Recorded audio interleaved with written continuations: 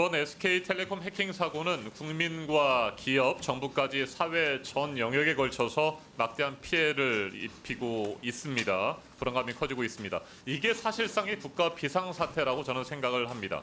국내 1위 기간통신사를 자부하던 SK텔레콤의 무지와 무능, 무책임, 이 3무가 빚어낸 초유의 사태라고 저는 판단합니다. SK텔레콤은 사고 발생 초기부터 대처와 공지, 사과 등 또 현재 진행하고 있는 유심 교체 조치까지 전체 대응에 있어서 크고 작은 문제점들을 총체적으로 드러냈습니다. 국민들의 불안과 분노가 하늘을 찌르고 있습니다. 앞서 동료 의원들께서도 이야기를 하셨습니다만 왜 사고는 기업이 쳐놓고 애꿎은 국민들이 이렇게 아까운 시간을 들여서 발품을 팔고 피해를 봐야 되는 것입니까? 정말 제대로 된 반성과 사죄 대응이 필요하다고 생각합니다. 먼저 동영상 하나를 보시겠습니다. 대리점의 현장 상황입니다.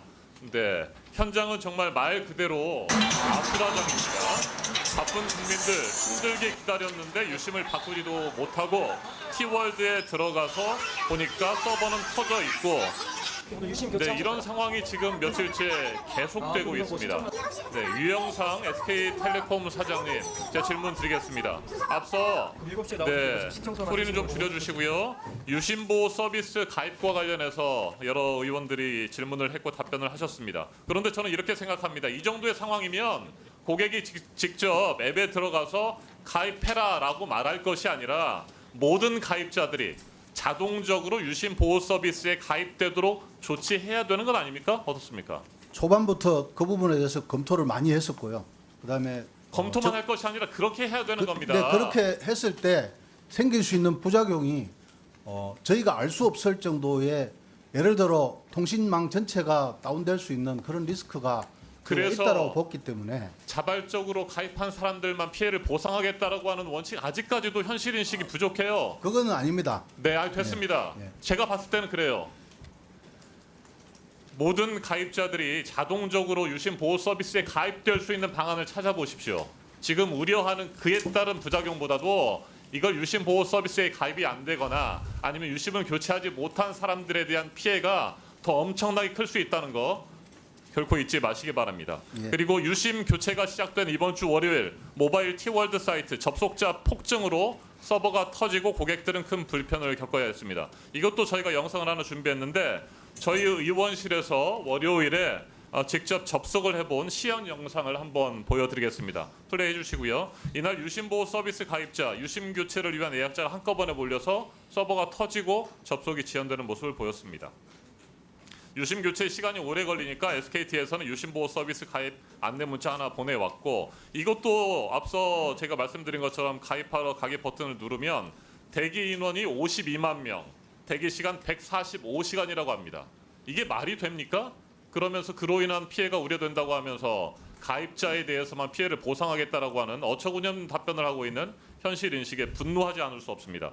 저희 의원실이 지인들과 인터넷 커뮤니티, 유튜브, SNS 등을 살펴봤습니다. 온 오프라인 여론을 종합해서 모니터링한 결과를 좀 저희가 요약을 해봤습니다. 우리 국민들이 느끼는 핵심 분노 포인트는 크게 4가지입니다. PPT 파일 보면서 먼저 설명드리겠습니다. 첫 번째, 해킹 후 고지까지 수일이 걸렸습니다. 나흘이 지나서야 일반 가입자들이 그 사실을 알게 됩니다. 자, 4월 18일 최초 해킹이 발생했죠. SKT가 인지한 이후에 나흘이 지나서 4월 22일이 되어서야 SKT는 고객들에게 해당 사실을 처음으로 공개했습니다. 해킹에 따른 실무적이고 기술적인 조치는 하더라도 대국민 공지를 빨리 했어야 되는 건 아닙니까? 더군다나 늦은 공지에도 불구하고 SKT는 고객들에게 문자 하나 제대로 보내지 않았습니다. 접근성이 낮은 SKT 뉴스룸을 통해서 소식을 알렸죠. 유출돼서 하루하루가 위태로운 상황이었고 이렇게 해서 피해가 막대하게 발생할 수도 있는데 무책임하고 안이하게 대응을 했습니다. JTBC 뉴스룸도 아니고 SKT 뉴스룸에 올리면 이게 고객들이 어떻게 합니까? 이게 말이 된다고 생각하십니까? 일단 제대로 대응하지 않고 국민들에게 가입자들에게 늦게 알린 이유가 뭡니까? 현행 정보통신망법 시행령을 위반한 거예요. 이건 몰랐다고 말한다면 그건 분명 거짓말일 거고 알고도 그랬다면 그 어떤 변명의 여지도 없습니다. 유영상 사장님 답변해 보십시오. 예, 문자 고지 부분은 사실 이렇게 그 특정이 특정 고객이 유출이 됐다라는 특정이 돼야 저희가 문자를 보낼 수 있는데 그렇지 않은 그게 말이 됩니까? 특정이 되지 않은 상황이었기 네, 그러면 때문에 왜 국민들이 불안해하고 지금 분노하고 있습니까? 특정되지 않으면 아무런 피해가 없는 겁니까? 피해가 발생할 우려가 높기 때문에 국민들에게 일찌감치 알리고 우리가 적극적으로 대응하고 있다. 어떻게 조치를 해야 할 테니까 뭐 따라 달라라든지 그렇게 했어야 되는 거 아닙니까? 나흘이 걸린다는 게 말이 됩니까? 이상중 원장님, 예, 그 과정에서 키사가 SKT의 법 위반 사실을 은폐하려 했다 이런 의혹도 지금 불거지고 있습니다.